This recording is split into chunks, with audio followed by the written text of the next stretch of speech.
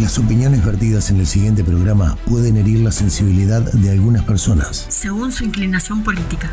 Pero de algo estamos seguros. Solamente decimos lo que pensamos. Pero antes lo pensamos muy bien. Derecho a réplica, el único programa en donde si no estás de acuerdo, tenés un espacio para hacérnoslo saber. Que te va a ayudar a comprender la semana política y económica. Y lo que está por venir. Javier Pertierra, Hernán Sabater, Humberto Benedetto y la conducción de Alexis Martínez Díaz. Derecho a réplica. Derecho a réplica. Un programa políticamente incorrecto.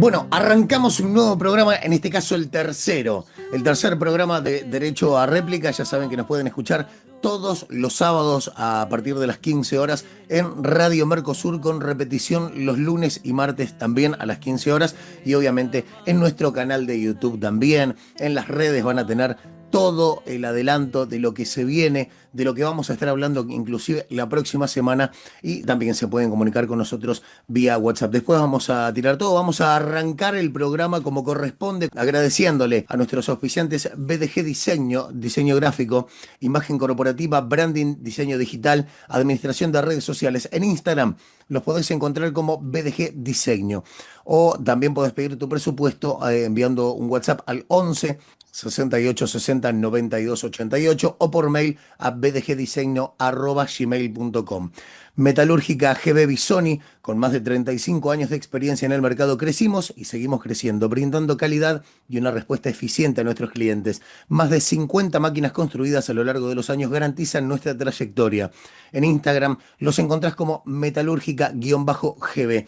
Y darle la bienvenida a otro de nuestros nuevos auspiciantes, a la gente de Dulce Capricho, alquiler de estructuras para candy bar, decoraciones temáticas, golosinas personalizadas, carteles luminosos, Shimer Wall, sillón trono, stand de glitter y mucho, pero mucho más. Cumpleaños, baby shower, revelaciones de sexo, egresados, personalizamos tu evento como más te guste. Para comunicarte con las chicas, podés hacerlo a través del 11 32 97 57 11, 11 3297 5711, o podés encontrarlas en Instagram como somos_Dulce Capricho o como Dulce Capricho en Facebook. Muchachos, lo tengo a Hernán, lo tengo a Humberto, lo tengo a Javi. Hoy hay mucha, pero mucha política para hablar, así que vamos a darle el pie. A ver, ¿a quién tengo? Lo tengo a Hernán dispuesto. Hernancito, tiraste una editorial que me encantó. Muchas gracias, muy buenas tardes. ¿Cómo andan? ¿Cómo es eso que hay una isla en África, Annobón, si no me equivoco, No. que quiere ser parte de la Argentina, pero ahora dicen que no quieren ser parte de la Argentina, sino que quieren que Argentina avale su independencia? Contame un poquito, a ver, desasname un poco. Buenas tardes, Hernán. Muy buenas tardes, ¿cómo andan? Mira, sí, me llamó mucho la atención.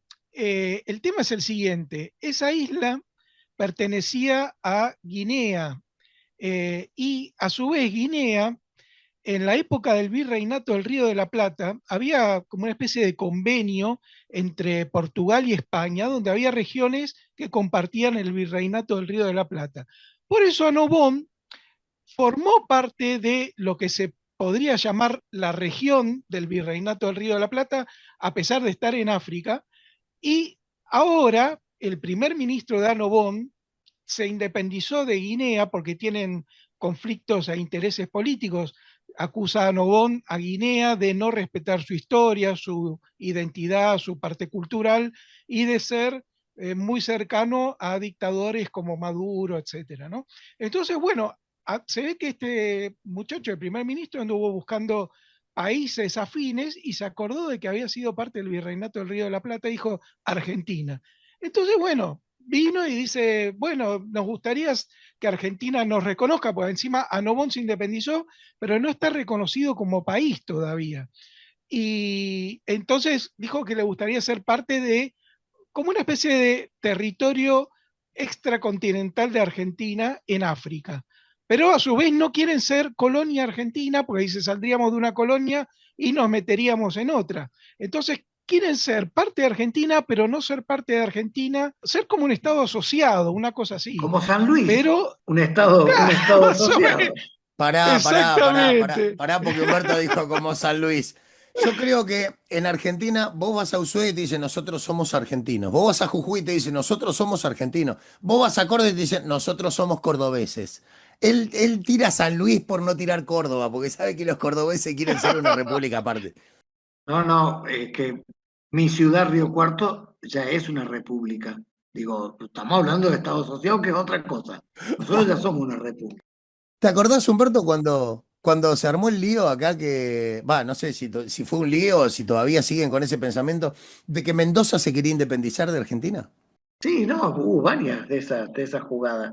Lo que pasa es que, bueno, a veces hay algunas provincias que yo las dejaría ir, que esto, Formosa, por ejemplo, y ya que están tan ahí, que tantos paraguayos vienen y todo lo demás, que se haga de Paraguay y listo. Ya está, ya Y está. ya no discutimos más, y total va a ganar siempre. ¿Mendoza puede ser Chile también?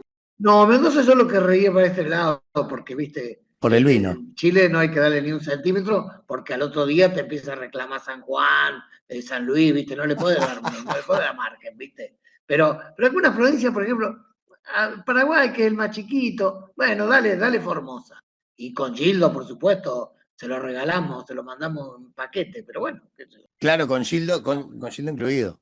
Nuestro amigo Javi allá en España también tiene en esas regiones y esos países vascos y los catalanes y todos esos independentistas, ¿no? Que también quieren pelear por eso, ¿no? Bueno, hablando de vascos, voy a aprovechar que lo tengo a Javi. Yo tengo raíces vasco-francés, justamente, debe ser por eso soy un poco cabezadura. Mis antepasados, por ir hasta la línea de los bisabuelos, sencillamente, eran meijos mense, así que creo que tengo algo de colonizador también. Pues seguro que sí, porque yo siempre fui un admirador de la cultura vasca. Tienen la mejor gastronomía y son unos grandes innovadores, grandes e industriosos trabajadores, pero creo que no sé si los dioses ciegan con la soberbia a los pueblos y a los individuos que quieren perder. Y tú acabas de decir vasco-francés. Qué curioso que aquí, que tenemos un nivel importantísimo de competencias para el País Vasco español, con reconocimiento de la lengua. Bueno, ¿cómo será que el otro día un tribunal tuvo que decidir que para la limpieza de unas aulas no debería hablo de una contratada, de una subcontrata, repito, de la administración vasca tenía que saber hablar vasco para la limpieza y eso puntuaba más que otros reconocimientos. En cualquier caso, creo que haría dos preguntas, ¿no? Votantes y responsables del País Vasco. ¿Por qué en el País Vasco francés no se permite en ningún caso nada de la lengua vasca? ¿Por qué la Gran France de la democracia y de los derechos no permiten ningún tipo apenas de competencia en el País Vasco francés? Y en la España tiranuela y un poquito fanática, la que les permite todo tipo de competencias, incluido un sistema de hacienda excepcional y privilegiado, permite que paguen al Estado una cuota fija y lo que se llama la excepcionalidad fiscal del País Vasco. Creo que es muy injusto lo que el dogmatismo y el nacionalismo está haciendo en este caso. Solo hace falta, repito, que se miren en el espejo francés y sería vergonzoso la comparación. Esto es lo que tengo que decir. Y lo segundo es que soy un gran admirador en general de lo que representa el pueblo vasco, salvo estos fanáticos que quieren vivir del presupuesto con una teoría aberrante que ni siquiera la Unión Europea reconoce. Por cierto, que es muy bajísimo el porcentaje de los hablantes vascos porque es uno de los idiomas que no tiene raíz indoeuropea, que es un idioma rarísimo y muy complicado. Y además pregunto, cuando hablan vasco y catalán, ¿en qué idioma se van a entender? ¿En el imperial anglosajón e inglés? En fin, sí a la autonomía, sí a las competencias y a la responsabilidad y al reconocimiento de la diversidad, pero cuando esa diversidad se vuelve tarumba y fanática, excluyente y que exige 8 apellidos vascos para poder hablar de tú a tú, me parece una aberración, más que una nación. Eso es lo que opino, y perdóname a tus ancestros vascos, pero que se miren en Francia. Eso es lo que tengo que opinar humildemente. Qué lindo que arrancamos. Ahora, lo tengo ahí a Hernán y lo tengo a Humberto. Nosotros hablamos del quilombo que hay acá, ¿no? De Buenos Aires, de Argentina, de lo que es América Latina, porque los países, la patria grande, la patria chica, que los de derecha, los de izquierda. Ahora es escucharlo a Javier y es ver todos los líos que hay en Europa, que es, justamente hablábamos que son países número uno, potencias avanzadas y todavía siguen con algunas luchas internas como las que tenemos acá hoy en día. Bueno, pues no quisiera yo hablar mucho, pero efectivamente esto es lo divertido de las democracias, ¿no? Es muy divertido la diversidad. A mí, si hubiera muchos que pensaran con lo mismo, no hablaría con ellos, ya me basto conmigo mismo. En cualquier caso, incluso en el método científico, lo que existe, hipótesis metodológicas a priori de cada uno, y con mal que la realidad sea más compasiva con su opinión. O sea, que sí, que te doy la razón, que quiero decirte para nuestros oyentes que vale, que sí, que yo estoy muy contento de que haya gente descarriada para poder corregirla, porque si no, mira qué aburrido sería el mundo, ¿no? Por lo tanto, yo creo que la sensatez se impone con diversión. A mí me encanta que haya gente que no opine como yo. A veces te diré que en un altísimo porcentaje estoy equivocado de mis opiniones, ¿eh? Es más, me asombro de lo poco que acierto.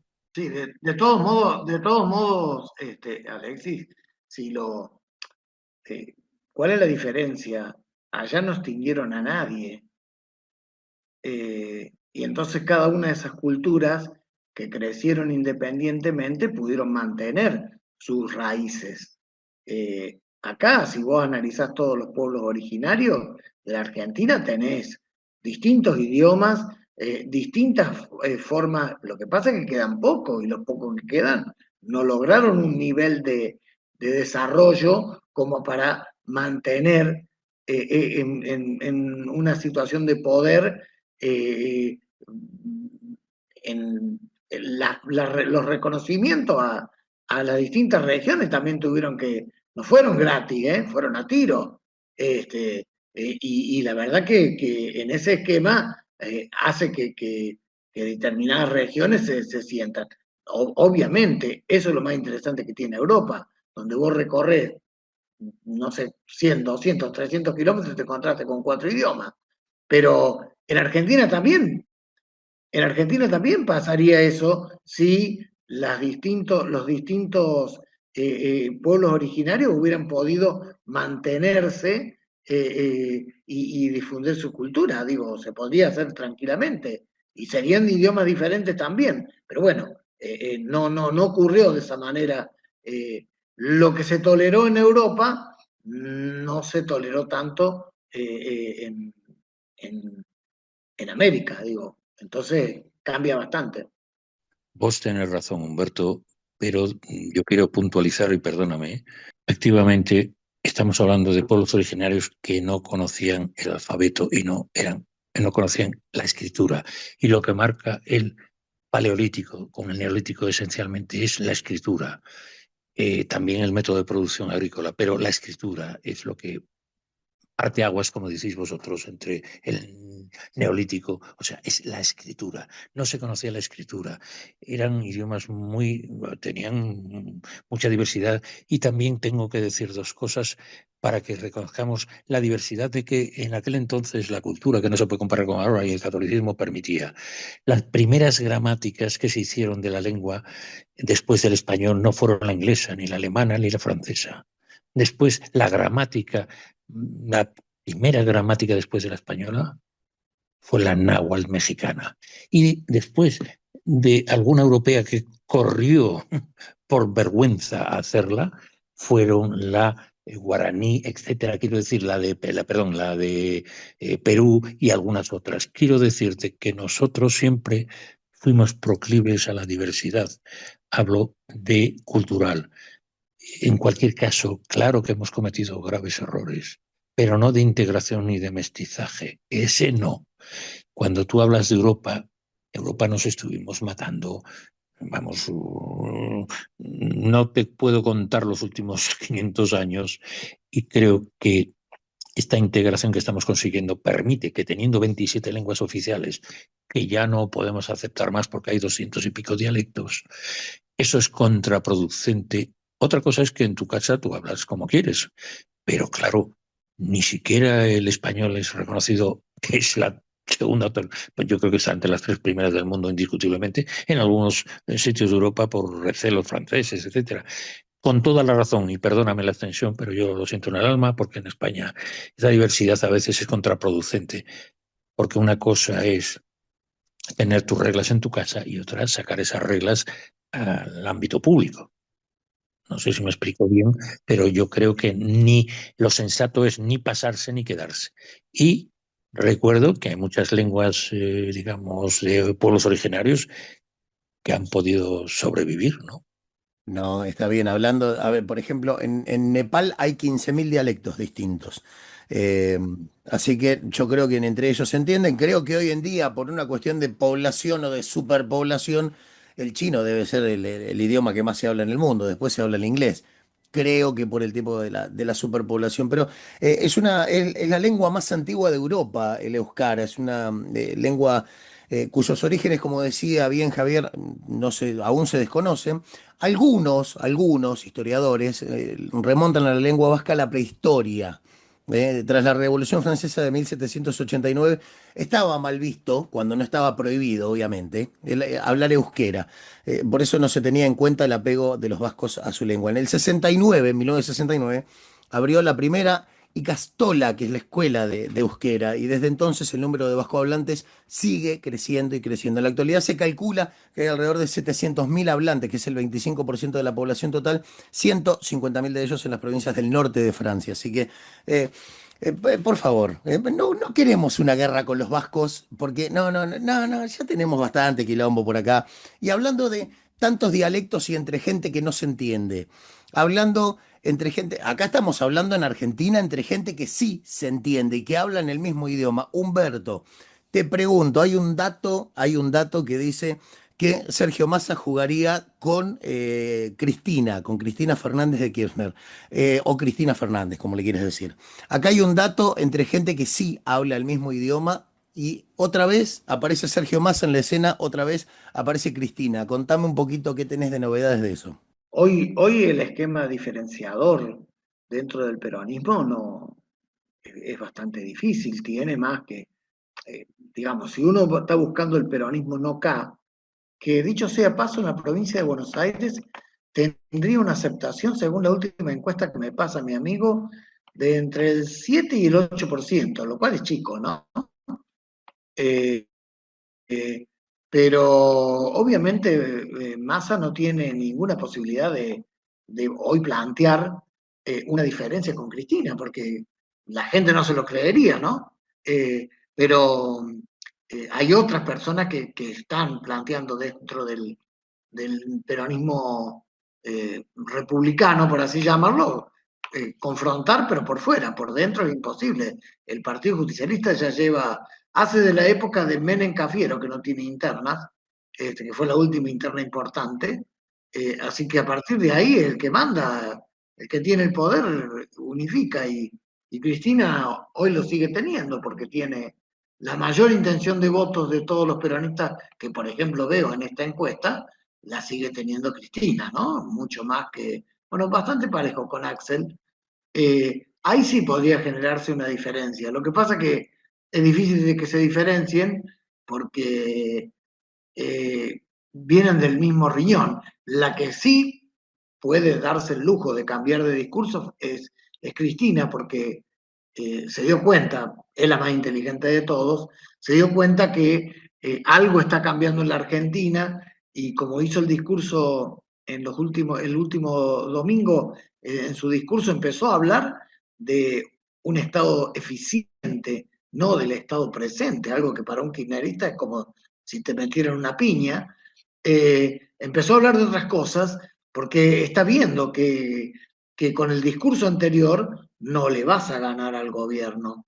Manteniendo ese discurso que fue el gran fracasado de Milei, apareció ahí, y el 57% de los votos aparecieron ahí porque lo que fracasó es el discurso kirchnerista clásico, ese del Estado presente, en realidad que siempre fue una manera de decir algo para ver si lograban los votos suficientes para seguir robando, porque no hubo una distribución de la riqueza ni hubo nada que justificara. En el caso de Massa no tiene mucha variante, porque tiene entre positivo y negativo menos 38%.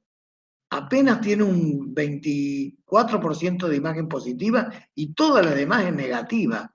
No le queda otra que jugar. Yo no lo pondría en la lista, claro, pero bueno, esto estoy hablando en provincia de Buenos Aires, ¿eh? En el país debe ser peor.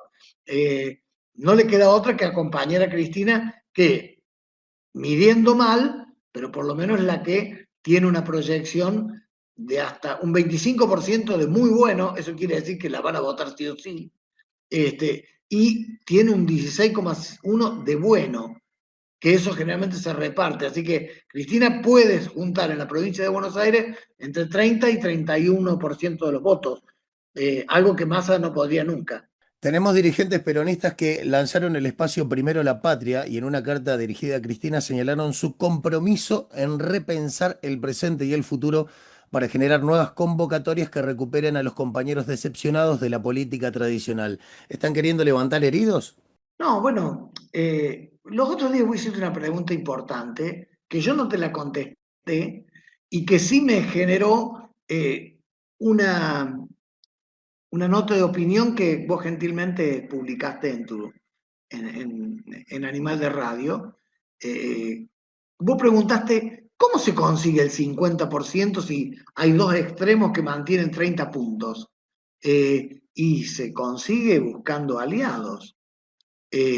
No sé cómo va a ser el gobierno, que esto es lo que hablo yo en esta columna, donde digo que todos los días, lejos de sumar, saca alguno de los propios, motivando el no saludo a la vicepresidenta, la huida, el hecho de dejar fuera del gobierno más de 130 funcionarios, lo que le hizo al jefe de gobierno de Cava.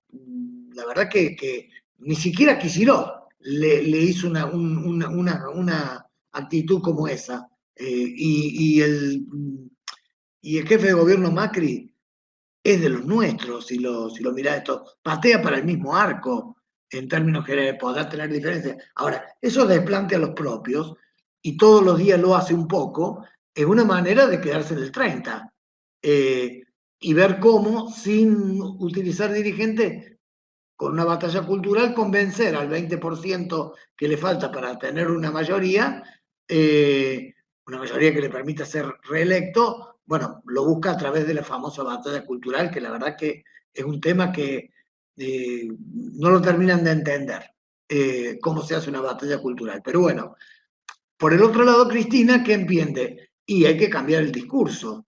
Y lo dijo claramente, no dijo, che, si nosotros seguimos con lo mismo, vamos a perder. Incluso la gente que no fue a votar, tampoco nos va a votar a nosotros.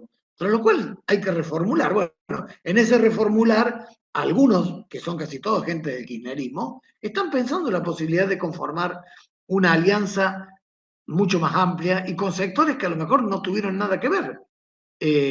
No los va a unir el amor, pero sí el espanto. Esto ya pasó en la Argentina, lo digo en esta editorial. Se juntaron todos contra Cristina y contra el kirchnerismo, gente como Carrió, que con Macri no tenían nada que acercar, el radicalismo, que consideraba que Macri era el límite, y sin embargo confluyeron para oponerse a Cristina, porque también entendieron que la sociedad le pedía que se juntaran, porque ya estaban cansados de de los discursos de 30 horas de Cristina, de las cadenas, de un montón de situaciones y por supuesto de la corrupción. Lo mismo pasó con Macri.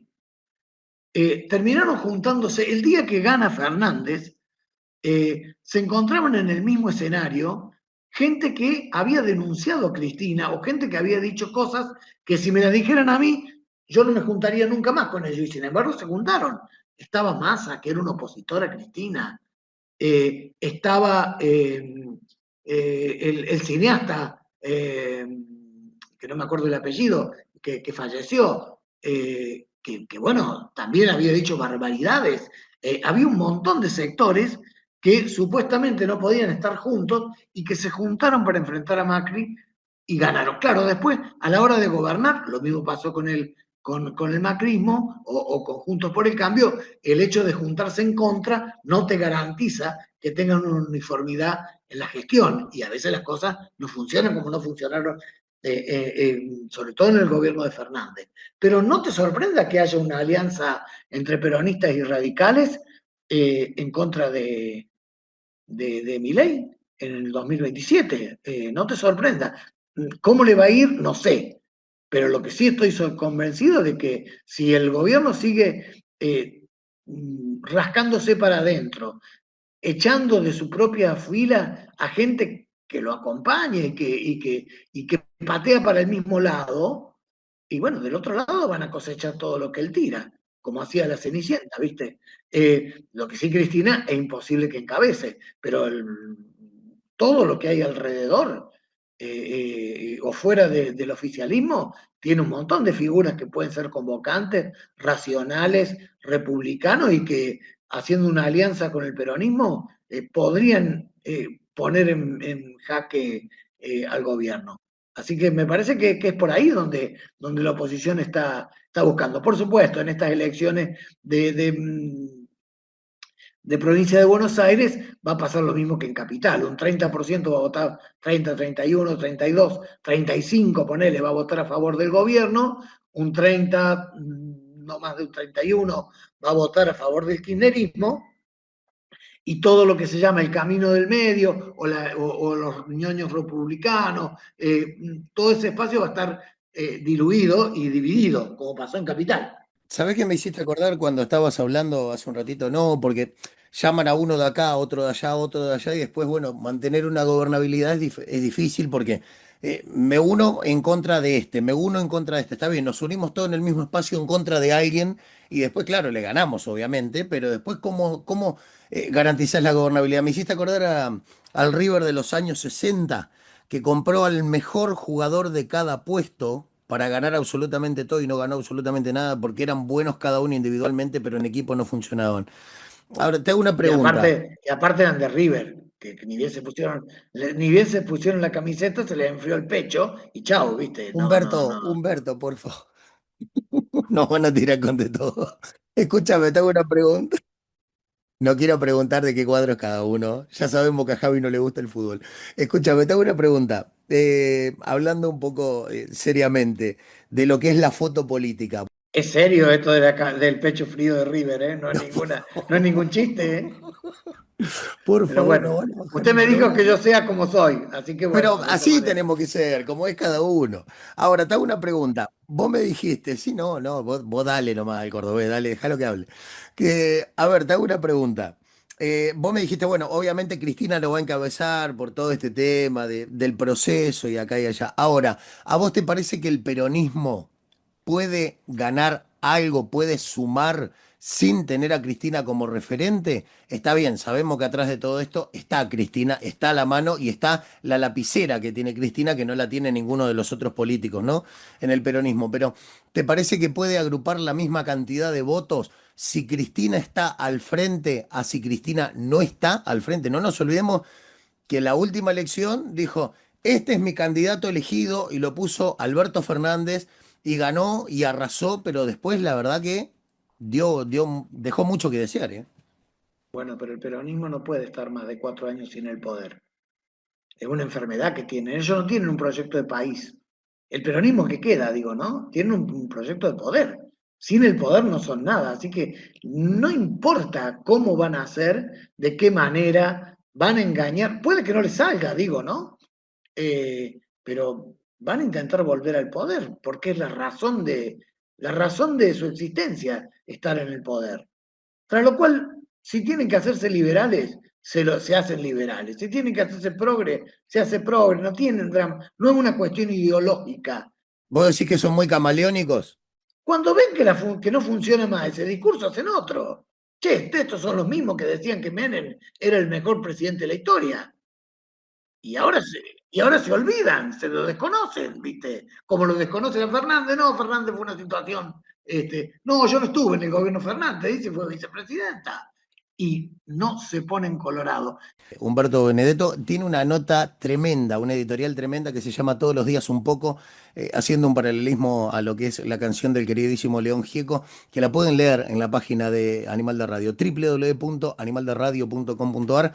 También nos pueden buscar en redes como ADR-prensa en Instagram o @ADRprensa en X o en Twitter, como más les guste. Voy a aprovechar que el gobierno de Milei autorizó a la aerolínea Domus Airways a operar vuelos internacionales y nacionales de pasajeros y de carga. Me voy a ir a España. Lo voy a ver a Javi ahí que, mientras tanto, hace un ratito escuché que hizo un ruidito, como que había dejado un encendedor en la mesa. Espero que no esté fumando. Estamos en un estudio de radio, Javi, por favor. Hoy él lo tenemos ahí desde España, como siempre. ¿Qué novedades tenemos? Tenemos ciencia, tenemos tecnología. Contame un poquito. A ver, tráeme las novedades del primer mundo, Javi.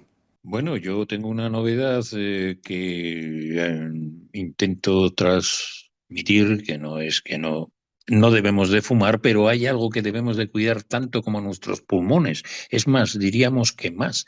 Y en el primer mundo, aquí, y según tú, que dudo mucho de que eso sea una buena denominación, en cualquier caso, debemos de aprender entre todos, tenemos todos nuestros defectos, pues se ha dado el premio Princesa de Asturias, un premio de, bueno, alcance casi como los Nobel, a mi entender. Lo que ocurre es que necesita más promoción y aquí estamos, a una persona que ha dicho que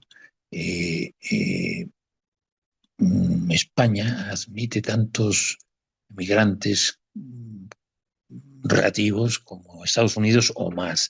Efectivamente, si hacemos un estudio serio, en términos relativos, repito, España tiene 40 millones de habitantes y Estados Unidos son 250, y sin duda, por ejemplo, Alemania admite muchos más en términos relativos, digo, proporción a la promoción que tienen. Pues este señor, que sí es norteamericano, es un estadounidense, gran teórico de la migración, y advierte de los nuevos retos cada vez más caóticos, impredecibles y difíciles de gestionar. Se llama Douglas Massey, que es de Washington, Olympia, nacido en 1952, es el gran teórico contemporáneo de la migración y ha dedicado gran parte de su carrera al estudio de la migración. Bueno, pues este señor señala, entre otras cuestiones, que en el fondo todos somos inmigrantes. El ser humano evolucionó desde el suroeste de África hace unos 300.000 años y ha poblado el mundo con migraciones de diversas intensidad, pero somos todos una especie migratoria y por lo tanto somos descendientes de ellos. Y su opinión de la política migratoria de Trump, y lo habla de un experto, es que el movimiento MAGA ha estado utilizando la larga historia de prejuicios de Estados Unidos para deshumanizar un poquito a los inmigrantes no europeos, de modo que son victimizados para obtener apoyo para su campaña.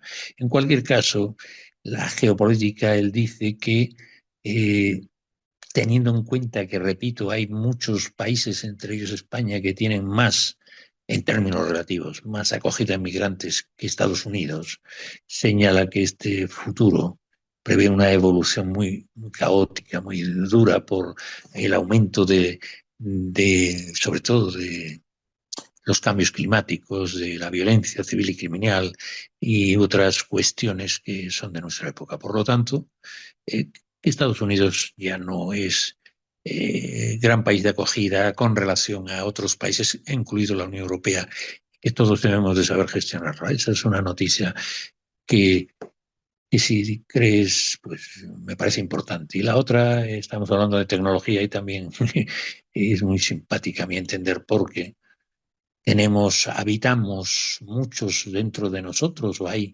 en nuestro interior, hay entre 100 y 200 billones de microorganismos con sus genes, que son distintos a los nuestros, y más de 1000 especies de microorganismos diferentes. Este ecosistema que vive dentro de nosotros y que también son muchos inmigrantes, se conoce como la microbiota intestinal o macrobiota, dependiendo de algunos, intestinal. Es único en cada individuo desde la infancia y tenemos muchos seres habitando dentro de nosotros. Y repito, 100 a 200 billones de microorganismos, principalmente bacterias, pero también virus, hongos y los llamados protozoos, eso de la ameba y que estudiábamos, y el paramecio y la vorticela, que estudiábamos todos. Bueno, pues estos, curiosamente, se estima que esa microbiota intestinal contiene entre 150 y 200 veces más genes que el genoma humano. ¿Y qué tiene que ver estas microbiotas? Porque en un individuo de 70 kilogramos pesa en torno a 200 gramos, pero tiene cientos de cepas. ¿Y qué ocurre con esta microbiota? Es muy importante lo que les voy a decir, porque probablemente el talón más de Aquiles más importante que tiene el cuerpo humano, el talón de Aquiles, la mayor debilidad que tiene el cuerpo humano es esa barrera intestinal, estos microbiotas. O sea, hay algunos que son patógenos y claro, como tenemos varios metros de intestino que separa al interior de esos intestinos, el esófago, el estómago, el colon, todo esto, es por donde circulan los alimentos, pero también es por donde entran las toxinas y miles de millones de microorganismos que pasan a la sangre, como ocurre con los alimentos, y nos pueden contaminar. Hay algunos que dicen que pueden ser relanzadores de enfermedades como el cáncer y muchas otras. Esa barrera que con la edad se va debilitando impide que esos microorganismos entren en la corriente sanguínea y que por lo tanto lleguen hasta el cerebro. ¿Por qué es tan importante en esos países que tú dices de primer mundo la barrera intestinal de estas bacterias que están omnipresentes? Pues bueno, porque si ellos son malos, la etiología tiene unas bacterias, digamos, una flora intestinal, una flora bacteriana adecuada, sobre todo derivado de alimentos saludables y de fibras, pues nos protegen. Y sin embargo, los otros suelen romper esa barrera intestinal y permite que desde el duodeno hasta el recto del estómago y todos estos varios metros que tenemos, casi 10 metros, es el lugar donde más confronta al sistema inmunológico, digamos, las toxinas, los virus y aquello que puede perjudicar nuestra, digamos, salud. Incluso se ha llegado a también, junto con el estómago, por ejemplo, las encías es un lugar donde está en contacto directo con esas virus, bacterias y tal que pueden ser toxinas. Resumo, creo que se está haciendo mucho hincapié en esta muralla que cuando somos jóvenes es infranqueable, pero se está debilitando y que es esencial para nuestra salud. Produce esas inflamaciones y, repito, hagan ustedes caso. Los científicos hablan cada vez más de ese microbioma humano y cuidar esos amigos y bacterias que tenemos y amigas, virus y bacterias, porque si elegimos malas compañías pueden perjudicarnos y por lo tanto cuídenla y tomen alimentos de fibra, macrobióticos, vegetales, etcétera. Creo que tiene que ver mucho con el mundo científico y me parece muy importante. La salud del cuerpo, dijo don Miguel de Cervantes en el Quijote, la salud del cuerpo se fragua en la oficina del estómago. Creo que si sustituimos la oficina por la macrobiota, Cervantes ha dado de pleno en el talón de Aquiles de la salud de los individuos. Me encanta porque acá tenemos un poquito de todo, tenemos un poquito de política, un poquito de economía, tenemos un poco de ciencia Y sí, hago bien al decir desde el primer mundo, porque como hablábamos antes con Humberto, es como que están adelantados en muchas cosas que acá vienen después, ¿no? Vienen décadas después. Obviamente que tienen otra infraestructura, tienen otra inversión en ciencia, cosas que acá todavía no han llegado, pero voy a hacer un pequeño paralelismo, me voy a ir al mundo político, lo tengo ahí, Hernancito. Cuando dijo que hay que cuidar a las amistades, que hay que cuidar a las compañías, a los amigos, entre comillas, que uno elige, ¿no? Y haciendo un paralelismo justamente con el informe que nos daba Javi recién. Hernán, tengo entre la casta y el circo, ¿qué tipo de amigos tenemos? ¿Qué tipo de macrobiotas? Haciendo justamente un juego de palabras con lo que decía recién Javi, tenemos en la política, en el mapa político argentino. Un excelente editorial que lo van a poder leer muy, pero muy prontito, en unos minutos nada más, en animalderadio.com.ar, una editorial del señor Hernán Diego Sabater, Entre la casta y el circo. Darles pan y circo y el pueblo nunca se rebelará.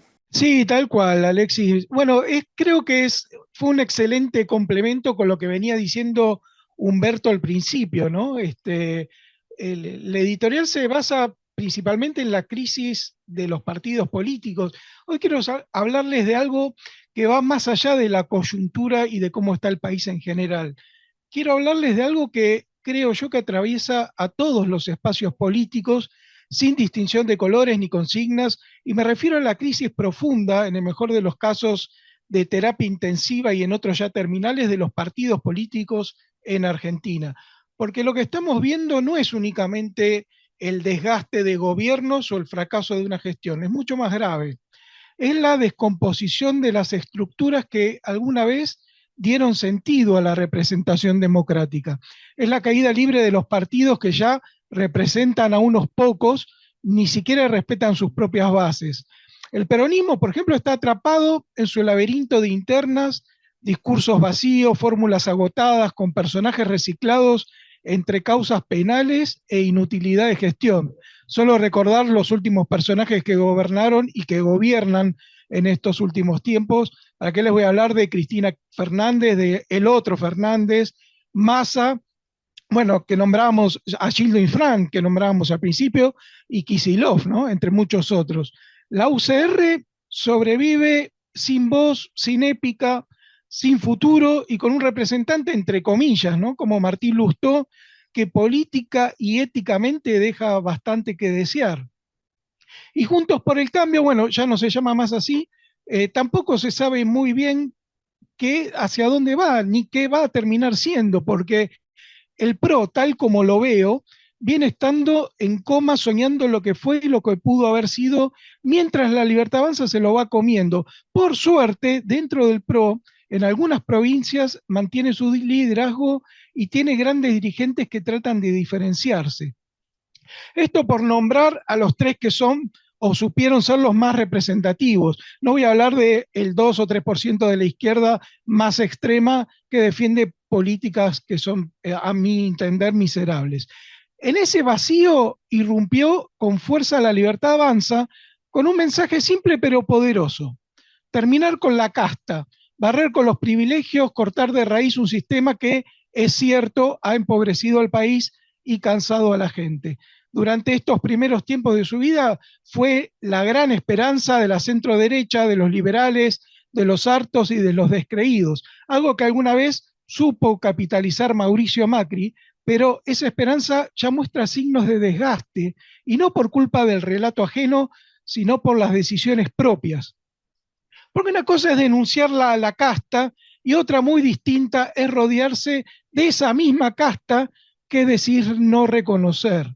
Una cosa es hablar de transparencia y otra sumar al equipo a personas con prontuario político más que dudoso. Solo con googlear quiénes son y de dónde vienen esos personajes, como Sebastián Pareja en la provincia de Buenos Aires y su mano derecha, el Nene Vera y Pilar Ramírez, entre otros, ya tenemos un panorama de hacia dónde apunta todo esto, ¿no? Claro, eso te iba a preguntar justamente. Cuando me estabas diciendo no, porque la casta, la no casta, los dinosaurios que vienen de la política, te lo iba a nombrar a Sebastián Pareja, justamente. Tal cual, porque una cosa es prometer un nuevo contrato moral y otra es repetir las mismas prácticas que se criticaban solo bajo otra bandera, ¿no? Pero más allá de los nombres, hay un tema que quiero marcar con claridad.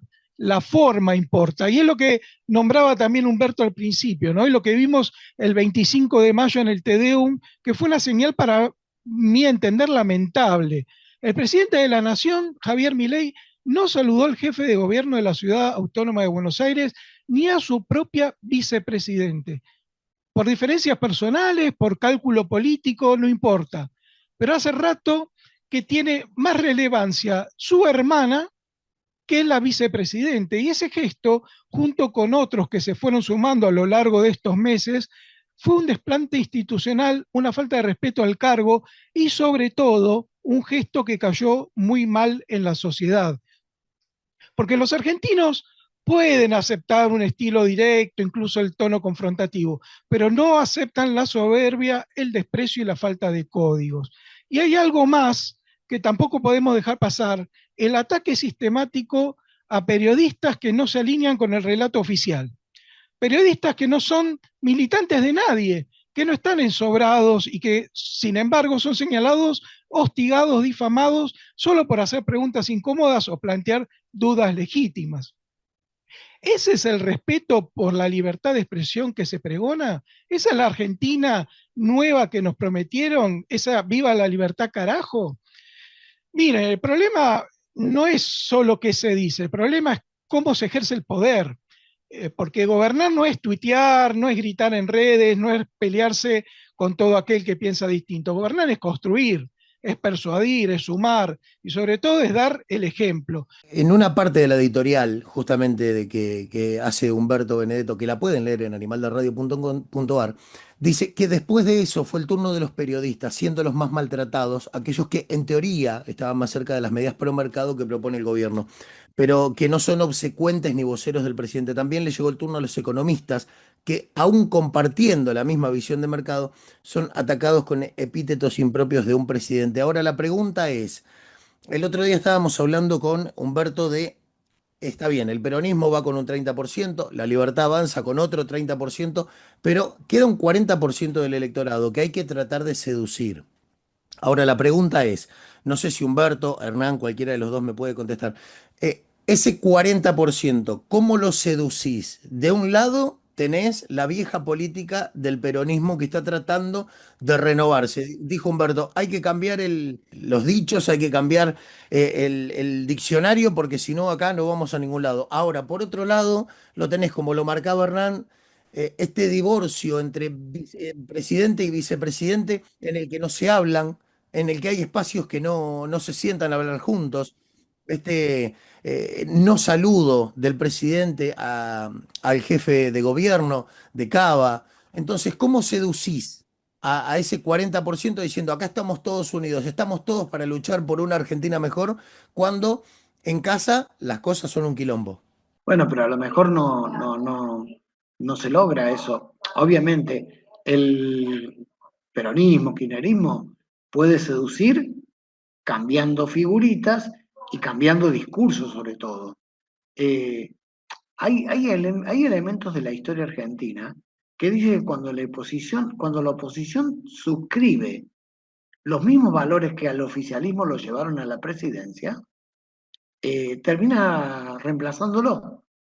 Y eso pasó con Alfonsín, que era una tromba, hasta que el peronismo se hizo democrático y la gente dijo, no, bueno, si está garantizado, votó al peronismo. Pasó con Menem, cuando De la Rúa dijo conmigo 1-1, le quitó la bandera. Bueno, ¿qué te crees que está haciendo Cristina? ¿Va a decir conmigo superávit fiscal? Ya lo escuché también a un peronista decir lo mismo. Nosotros somos los creadores del doble superávit fiscal, porque eso ocurrió con Néstor. Por ahí le van a encontrar la vuelta, esa es una. Pero también puede pasar, y para el gobierno, para seducir a los que faltan, y es ser republicano, porque el problema del gobierno es que no le interesa la república.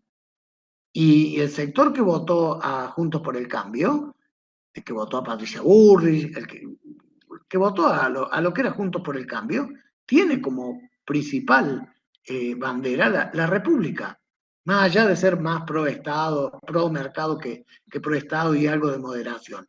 A lo mejor se vuelve a dividir por 3 el espacio.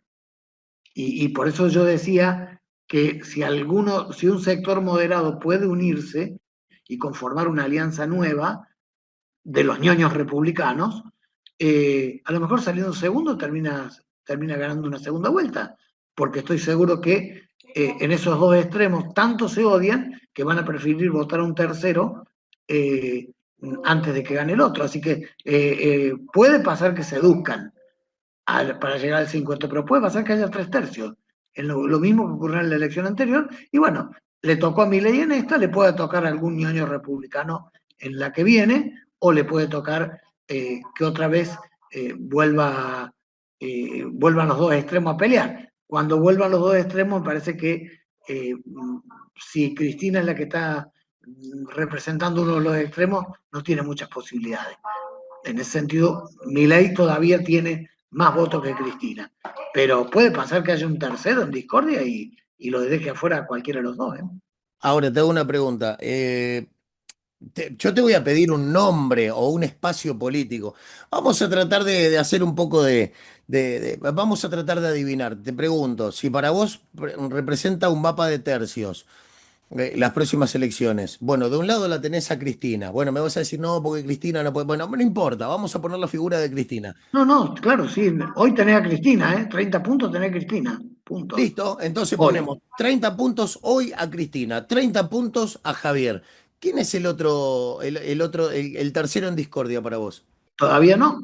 Está como pasó en la provincia en la ciudad de Buenos Aires. Absolutamente roto.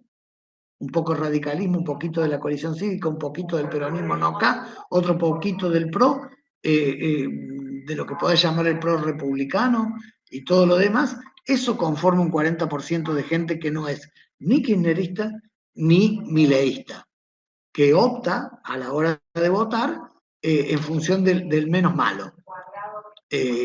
Alguna vez lo hizo por Fernández, otra vez lo hizo por Milei. Digo, pero ahora, si ese espacio logra conformar una representación política, es un espacio que tiene, en algún momento lo representó Massa, hace bastante, después se diluyó porque se sumó al kirchnerismo, pero siempre hubo una tercera fuerza en algún momento que salió a disputar.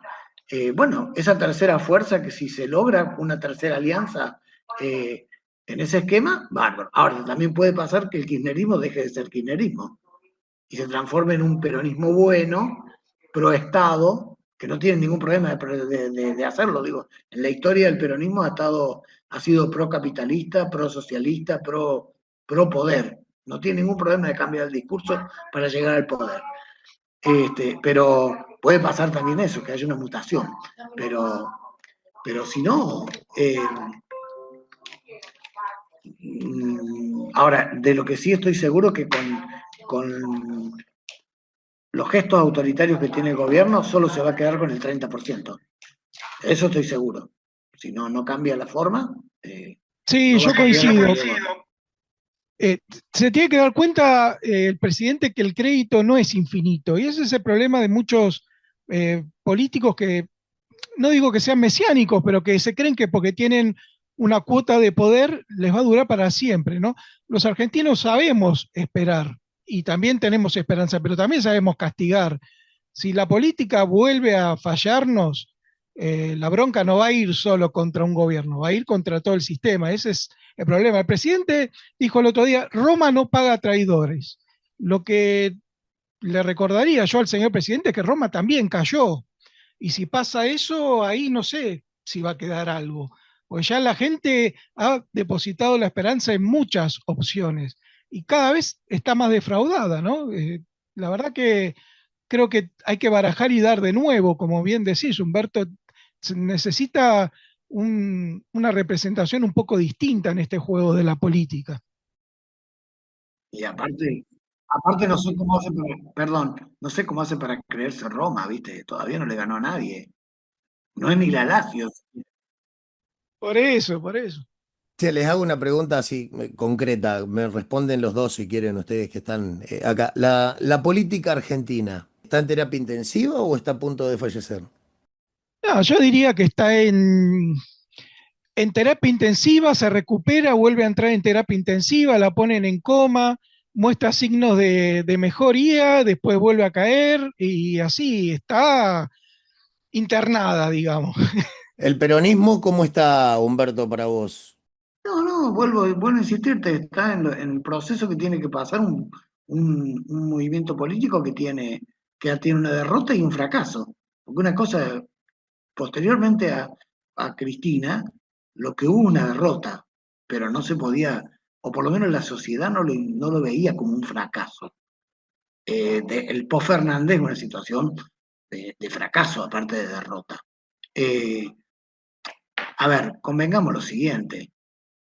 Si la inflación en vez de ser el 1, no sé, 1,9, 2, como va a ser ahora, fuera el 5, ¿vos creés que Milei tendría el apoyo popular que tiene ahora? No, me parece que no. 4 meses de 5%, la patada que le pegan llega a Roma, tanto que le gusta. Digo, hoy por hoy un sector lo aguanta, pero precisamente es por los resultados económicos. Si los resultados económicos se consolidan, sí, lo van a premiar, pero no lo van a premiar por toda la vida, porque después la sociedad quiere más. No le alcanza una sola materia, va a querer desarrollo, va a querer república. No hay forma de desarrollarse si no hay república. Las formas son la democracia. En los países del mundo no se les ocurre invertir en lugares donde hay tipos que cambian de la noche a la mañana. Necesitan estabilidad. Necesitan países como Uruguay, donde pasa uno de izquierda, pasa uno de derecha, y Uruguay sigue igual. Digo, esos son los países normales en el mundo, que son los países donde la gente invierte. Entonces, digo, me parece que si no hay un cambio de actitud, van a tener que ser muy fuertes los logros económicos para que lo vuelvan a votar. Porque si no, la sociedad siempre termina pidiendo algo más. Y la verdad que a mí me encantaría tener un país que no gaste más de lo que le ingresa, que tenga una inflación cero, como cualquier país del mundo, o como casi cualquier país del mundo, pero también que entienda que es necesario desarrollarnos y que podemos disentir libremente y que acá no se puede tener un esquema de adhesión al 100%. Porque entonces, ¿cuál es la diferencia entre Milei y Maduro? Es la misma. Si disentís, te revientan. Me parece una locura, pero bueno, ya pasará. Y yo creo que la política nunca cae. Lo que pasa es que lo que están cambiando son las eras. Hay una vuelta al individualismo, y Milei representó una parte de esa vuelta al individualismo, y se está muriendo lo colectivo, la colectivización. Pero nada dice que eso no pueda volver, sobre todo en una Argentina que supo estar de un movimiento pro-privatizador a un movimiento pro-estatizador y con los mismos jugadores. Así que la Argentina está dispuesta a cualquier cosa, así que no hay problema. Vamos a ver entonces. Javi, lo tengo por ahí a Javi. Me queda entre orillas y semanas justamente, porque él tiene un dato matemático, tiene una frase esperanzadora. ¿Qué tenés para hoy? Pues vamos a ver, el dato es el palmarés de Ancelotti como madridista. Ancelotti, que curiosamente hay un pequeño escándalo, como saben yo que no entiendo de fútbol, pero soy un hombre curioso de natural, tal vez por mi capacidad de admirarme de mi profunda ignorancia. Tengo ganas de aprender un poquito, ¿eh? Y entonces, pues la Federación Brasileña, que va a ser conducida, parece ser por Ancelotti, Carlo Ancelotti, el entrenador del Madrid, pues tiene un palmarés que es el dato de 3 Champions League, que es el máximo campeonato de Europa, como saben ustedes, entre los campeonatos de las ligas de las diversas naciones europeas, Alemania, Inglaterra, España, 3 Champions League, 3 mundiales de clubs, 3 Supercopas de Europa, 2 ligas, 2 Copas del Rey, 2 Supercopas de España y, este señor ha batido estos récords y Ancelotti se quiere ir o se va a ir, parece ser, aunque hay un pequeñito escándalo, a la selección de Brasil. la Confederación Brasileira de Fútbol, la CBI, está en escrutinio de la FIFA, que es la Federación Internacional de Fútbol, porque parece ser que el que intermedió en el fichaje no tenía la autorización, el agente y la autorización necesaria. Bueno, aquí, bueno, no sé. Yo jurídicamente no puedo comprender el tema, pero me imagino que sabios doctores sabrán. En cualquier caso, Un vueltito nada más, Javi, ¿eh? sí, dígame. Un vueltito, digo. Un vueltito, 1.200.000 euros nada más. Sí, es cierto, está usted muy informado, pero bueno, es un problema de acuerdo entre partes, ¿no? Es como si usted dice que hay un actor cobra no sé cuántos miles o millones de euros por hacer una película, ¿no? Es un problema de particulares y entre partes. Yo, bueno, meter tanto en los estamentos y todo esto en algo que es un acuerdo entre partes me extraña. Aún así sé que es eh, la Federación Brasileña, pero creo que de la misma manera que Xavi Alonso firma el contrato por 3 temporadas por el Madrid, pues puede ser o no en las próximas temporadas renovado. A mí me llama la atención que siempre estemos buscando las vueltas de que si tiene la licencia o no. Oiga, mire, eh, para este tipo de cuestiones es como si a usted a Messi le pide la licencia no sé qué para que juegue así como juega al fútbol. Yo propendo más a dejar un margen amplio a la autonomía de la voluntad privada. Esto es lo que opino. Que sí, que han cobrado mucho, pues imagínense lo que cobraba Messi. Bueno, esto es la parte de mi desconocimiento futbolístico, pero me meto en el ámbito jurídico más que en el otro, ¿eh? Bien. Por otro lado, tengo también una noticia, digamos, dígame. No, no, no, no, sí, sí, yo lo estaba escuchando. Justamente lo que había pasado entre el empresario Diego Fernández, que es un brasileño residente en Madrid, y la Confederación Brasileña de Fútbol. Dígame, el espacio es suyo. No, bueno, la frase que me parece importante, sinceramente, es la de la premiada con el premio Carlomagno, que es la máxima distinción que se da a un político en Europa. Carlomagno fue el gran unificador del Sacro Imperio Romano Germánico, o sea, Germania, que era Alemania y todas aquellas zonas, Países Bajos, etcétera, y románico, que era descendiente de tal. Pues la frase es: el modelo de negocios que tenemos en Europa ya ha caducado. Por la presidenta de la Comisión, que es como la presidenta del gobierno de toda la Unión Europea, comenta que hay que reducir burocracia, elevar competitividad y, sobre todo, favorecer la brújula de la competitividad. Señala que hay que favorecer y comercializar tecnologías, productos limpios y sobre todo, cuando hablamos de China, hablamos de aquella mano de obra para los países desarrollados barata y que llamábamos de competencia desleal, sí, pero la energía que era supuestamente barata y de Rusia también ha fracasado, y la externalización de la seguridad que estaba a través de Estados Unidos, pues ese modelo ya ha caducado. Depender de China, de Rusia y de Estados Unidos no es muy favorecedor del modelo de integración europea del todo. Otra cosa es que tengamos muchos ámbitos de cooperación y de índole comercial, de seguridad y tal, pero creo que Europa está señalando que hasta Mario Draghi presenta una propuesta de que el euro sea una alternativa al modelo del dólar, porque Europa tiene el potencial suficiente y la hoja de ruta y la voluntad política, espero que sí, para que esta velocidad en la unidad procure la necesidad de una renovación y un relanzamiento de esta economía europea. Sin duda, los niveles de calidad de Europa corren el riesgo de quedarse estancados si sigue con una senda de bajo crecimiento. Por lo tanto, el modelo de negocios de Europa, y no lo digo yo, pero es muy importante esa frase, que tenemos en Europa ya ha caducado, lo dice la presidenta del Gobierno de la Unión Europea, de los 27 países. Hay que simplificar la regulación para los espíritus emprendedores y de las pymes. Esa es la brújula de la competitividad, que no perdamos ese norte. Hay que reducir un 35% esa carga administrativa, hay que renovar y acrecentar la industria de consumo energético, digamos, renovable o verde.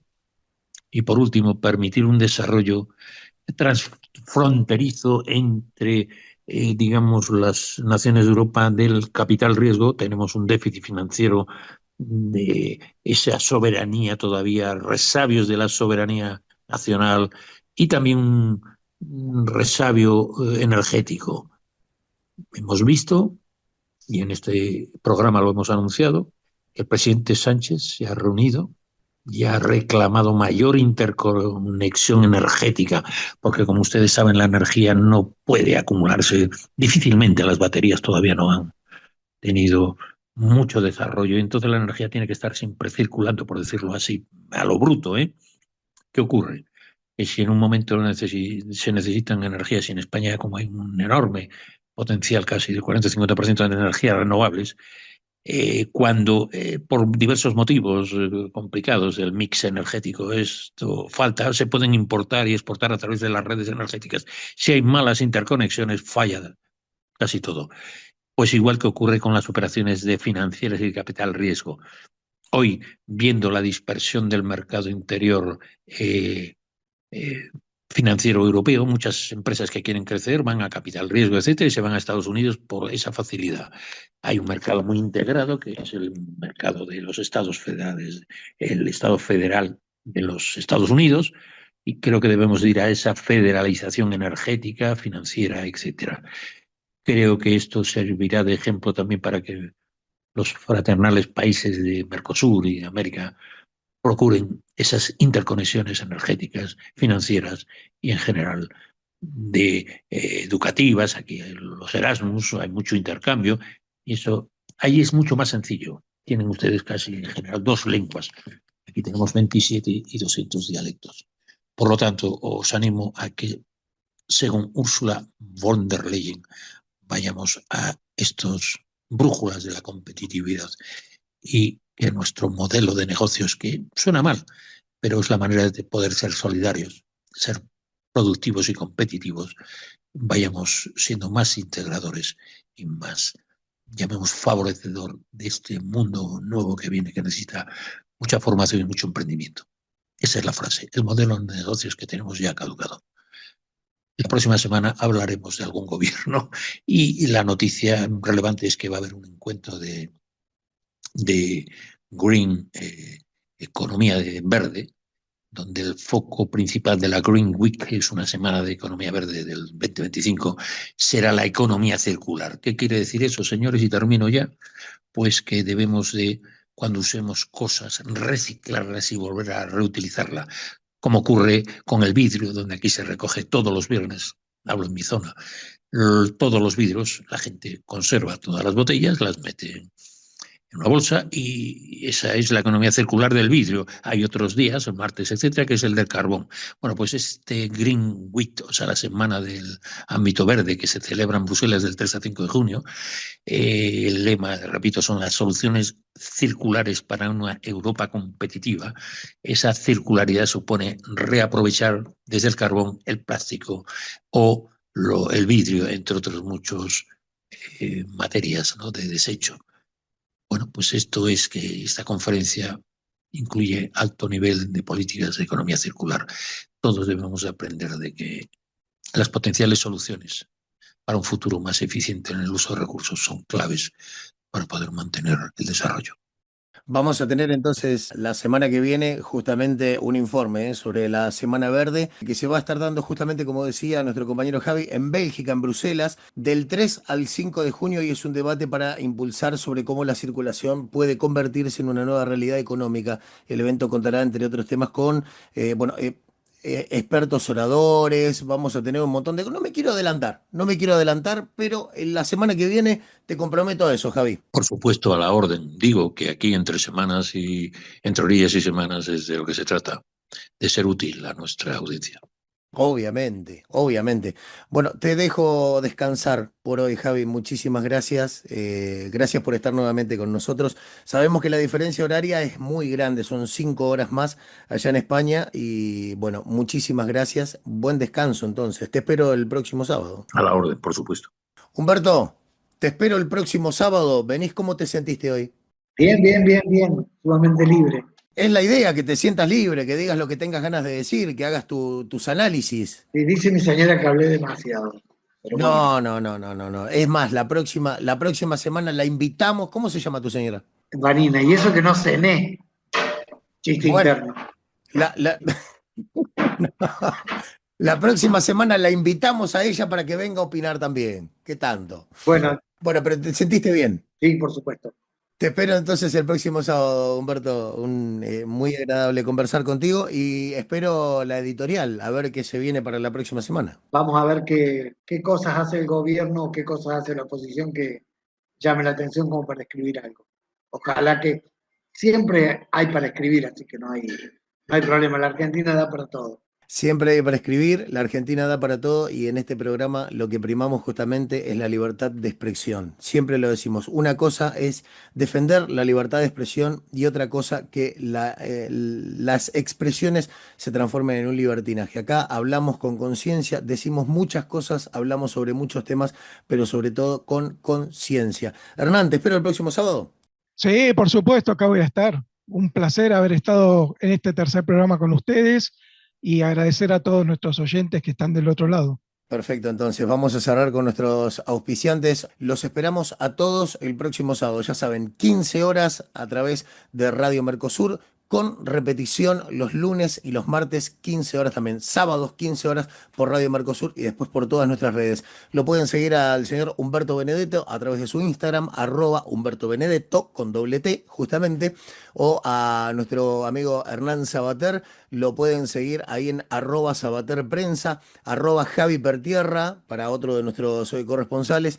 Y a nosotros nos pueden seguir a través de nuestras redes sociales, ADR-prensa en Instagram, ADR Prensa en nuestra cuenta de X. Vamos a agradecerle a todos nuestros auspiciantes, a la gente de BDG Disegno, diseño gráfico, imagen corporativa, branding, diseño digital, administración en redes sociales. En Instagram los encontrás como BDG Disegno, o también podés pedir tu presupuesto enviando un WhatsApp al 11 68 60 92 88 o por mail a bdgdisegno@gmail.com. Metalúrgica GB Bisoni, con más de 35 años de experiencia en el mercado, crecimos y seguimos creciendo, brindando calidad y una respuesta eficiente a nuestros clientes. Más de 50 máquinas construidas a lo largo de los años garantizan nuestra trayectoria. En Instagram los encontrás como metalúrgica-GB. Y a la gente de Dulce Capricho, alquilar de estructuras para candy bar, decoraciones temáticas, golosinas personalizadas, cartel luminoso, Shimer Wall, sillón trono, stand de glitter y mucho, pero mucho más. Cumpleaños, baby shower, revelaciones de sexo, egresados, personalizamos tu evento como más te guste. Comunicate con las chicas a través del 11 32 97 57 11 o podés encontrarlas en Instagram como somos-Dulce Capricho o como Dulce Capricho en Facebook. Esto ha sido nuestro tercer programa. Humberto Benedetto, Hernán Sabater, Javier Pertierra y el anfitrión. Quien les habla, mi nombre es Alexis Martínez Díaz. Será hasta la próxima semana. A ver qué nos depara el mapa político de Argentina, del mundo y sobre todo, qué hay de nuevo para conocer en Europa. Será hasta la próxima semana. Chao. Si otro árbol desnudo, el verano muere. Si nadie le exige al viento esta nube aquí.